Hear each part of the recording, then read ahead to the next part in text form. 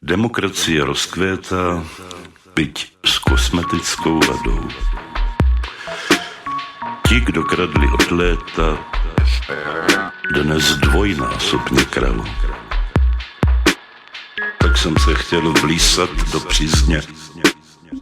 Já bych řekl, že určitě to skurvila, ale nelekejte se, nebudu vás unavovat bitvou dynastií.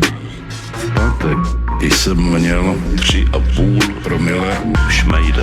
You're an agent of Taliban or of Al-Qaida?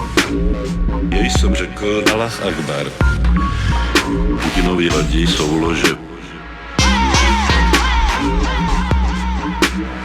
Jestliže pan Fiala anebo pan Filip dosáhnou 3,5 promile, já jsem mnohokrát řekl skurvy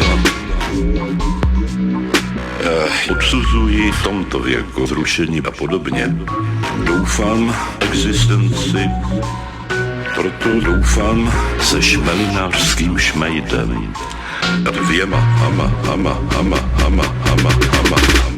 A doufám, že pod střechou jedné partaje se u koryta zasejdem.